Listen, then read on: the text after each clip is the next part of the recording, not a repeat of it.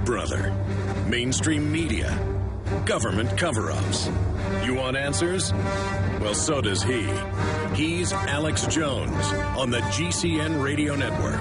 And now, live from Austin, Texas, Alex Jones.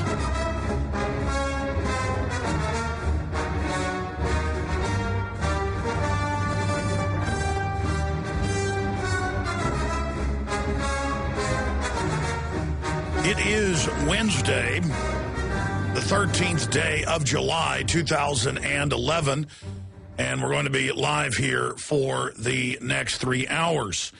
Tony Farrell, who was a high-level counterterrorism analyst for the South Yorkshire Police in Britain from 98 to 2010, will be joining us dealing with government-sponsored terrorism coming up in the second hour today. Headline, Police Intelligence Analyst Fired for Blowing Whistle on False Flag Terror.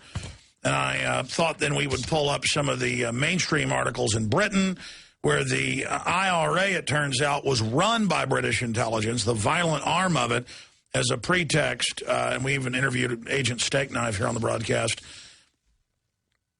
Here's another headline. A British double agent was real IRA Omaha bomb team. It just goes through all of that information, how that was government-sponsored terror, the vast majority of it. So we'll be breaking that down. We'll also look at the supposed Muslim bombings of 7/7, and we'll look at 9/11.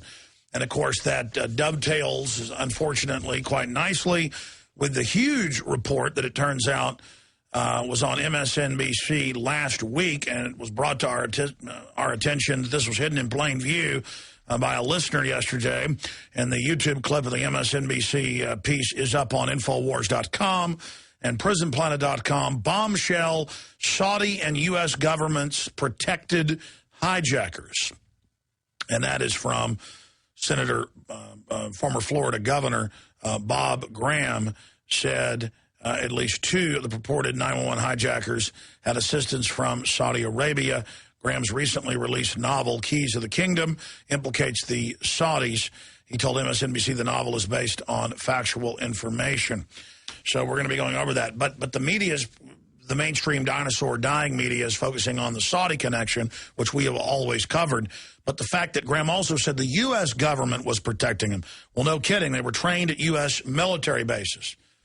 And people don't want to look at these facts. They don't want to grow up. They don't want to face the fact that the federal government shipped tens of thousands of firearms into Mexico to destabilize Mexico, to knock out their drug cartel competition, and to, of course, false flag, blame the Second Amendment. We're going to be looking at government-sponsored terrorism coming up in depth in the second hour today because it is the ace in the hole the establishment has. We've damaged that ace. The ace is partially exposed. But I can look at the political juxtapositions. I can look at the political climate, and I can tell you unequivocally they're trying to resuscitate the 9/11 hoax and fairy tale and make-believe Santa Claus story, Tooth Fairy story, because they want to invoke false flag terror again in a big way. And I'm not talking about provocateuring numbskulls out of prisons with the FBI leading groups, trying to get them to do bombings on Christmas Day and things like that with useful idiots. That's one type of stage terror. I'm talking about pure stage terror where there are no morons involved except for double agents who are set up and burned like 9/11. We know the hijackers were taking part in drills and were given U.S. government protection. That's on record, been on record for almost 10 years. Well, actually, we knew about it before 9/11, so it's longer than 10 years. So we're going to be going over all of that coming up in the second hour, because the only way they're going to get their world government, the only way they're going to get their police state fully in place, the only way they're going to sell the population on living under tyranny is that it's being done for their safety because of terrorism. So we're going to be going over all of this today.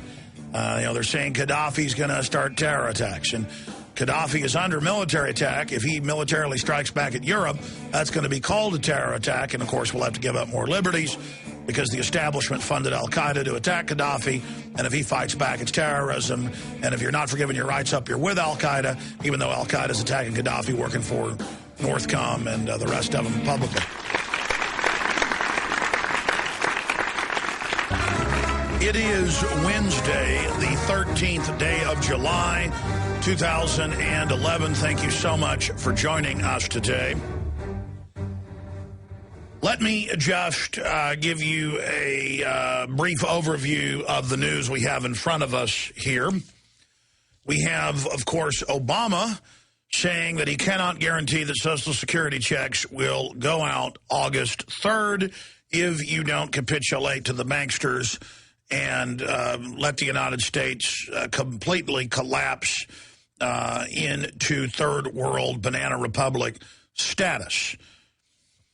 Also, continuing, I have these quotes out of the Huffington Post, but I don't ever believe anything they say, so it's I checked it. It's also in the Associated Press, that Senator Mitch McConnell, the leader of the Republicans in the Senate, came out yesterday and proposed. Now, Republicans refused to go along with it, so he had to back off. But the point is he proposed for Congress to give up the power of the purse and to transfer its power to levy taxes, to sign on to foreign debts, to the president.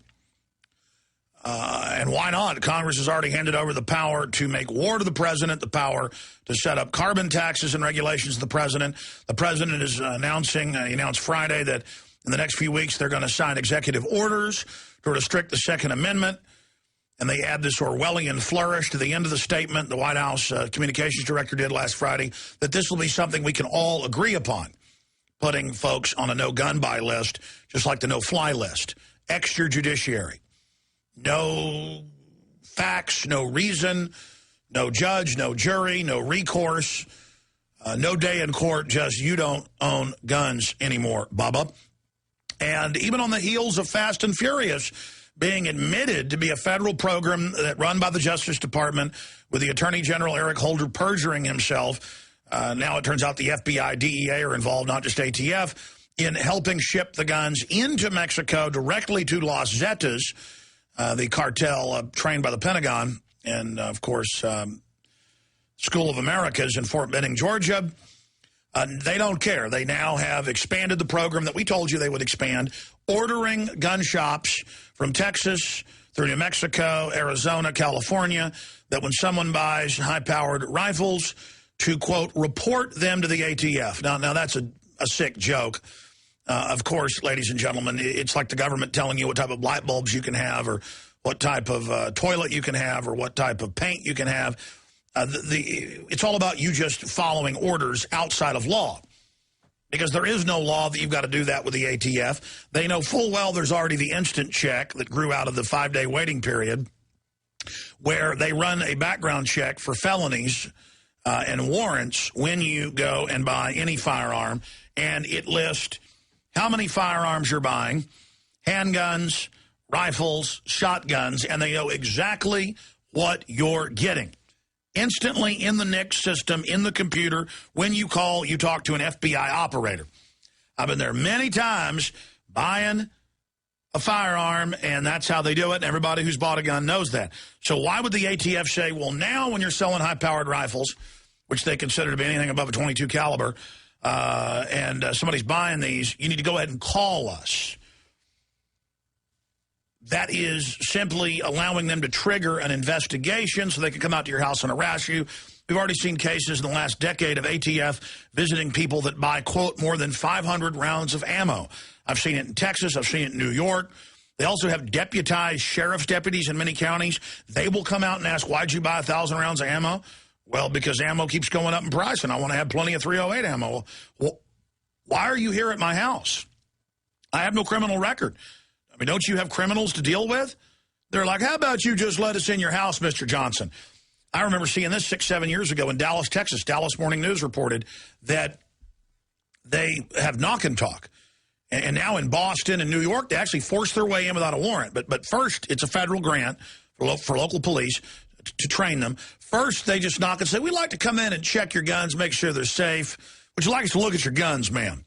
They always do it in the middle of the day, middle-class areas, and a lot of women get scared and go ahead and let the cops in. I mean, this is just training the cops, acclimating the media, the public, that cops come to your house to talk about your guns, your legal guns.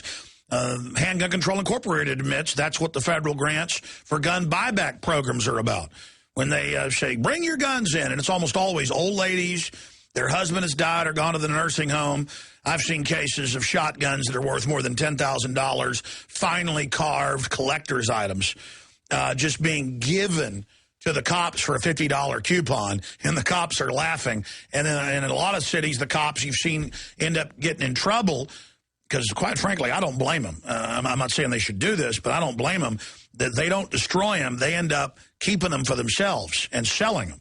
And it's like police busted selling guns from buyback. Well, if an old lady brings in a finely carved, double-barrel, 50-something-year-old shotgun worth $10,000, I mean, it's a crime to destroy those guns. I'm not saying the cops should be selling it out the back door.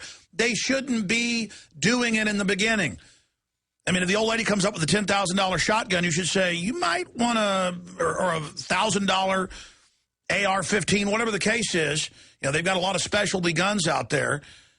Don't do it. I've seen cases of people turning in Civil War collector North and South rifles that are worth thousands of dollars. I mean, it is almost always men who marry women who were anti-gun, the man dies or the man's in the nursing home, and the poor dingbat goes in.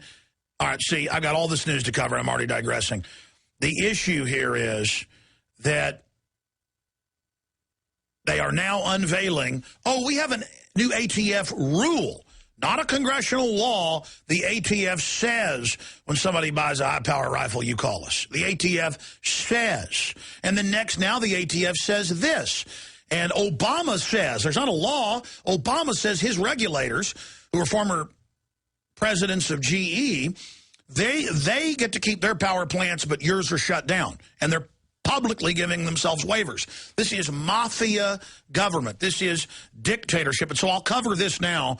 Then I'm going to get into U.S. Senator calls for News Corp probe on the hacking over in England by Rupert Murdoch's people. Also, gold is at an all-time high. As of this morning, Kurt had it. Gold close to breaking record as Eurozone debt crisis worsens. It has now broken that. It's, right up at 1,500 and right at $90 or right below it. Silver's also rocketing upwards. We told you that was going to happen. They do these manipulations in the paper market to drive it down. But then every time it retraces its previous heights and eclipses those. We're going to be breaking that down today. We've got incredible guest joining us. He was the top analyst in a major British police department on terror threat, matrix prediction systems, and his research found it's the government staging the real large-scale terror attacks. His findings were there are low-scale, low-tech Muslim terrorists, no kidding, who do attack on occasion, but it's very rare. It's like finding, a leprechaun in your backyard. It's entering the realm of fantasy, but some say Santa Claus does exist, and that it's the government doing it. So he'll be joining us. And, of course, former Florida Governor Bob Graham came out, one of the head commissioners on the 9/11 Commission, and said the U.S. government and the Saudi government were protecting and funding at least two of the hijackers. And everybody's like, ooh, Alex, you're right. Wow, how'd you know this? Well, Graham wrote this 5 years ago. This was in the Washington Post 3 years ago. But I have Newsweek. I have the Sacramento Bee. I have the Associated Press. I have the San Jose Mercury News. I have the FBI agents in Phoenix and Minneapolis, St. Paul, and Norman, Oklahoma, and Dallas, Texas, and St. Louis and San Diego, all on record saying they knew exactly what was going to happen on 9/11 and were ordered to stand down. I mean, I have big stacks of mainstream news right after 9/11. That all came out, and I was the bad man for talking about it. I'm like, okay, well, heads of the U.S. embassies are saying they were ordered to let them into the U.S. and that they were U.S. agents. Colonels that headed up spy schools said that the hijackers were in their classes. Newsweek reports they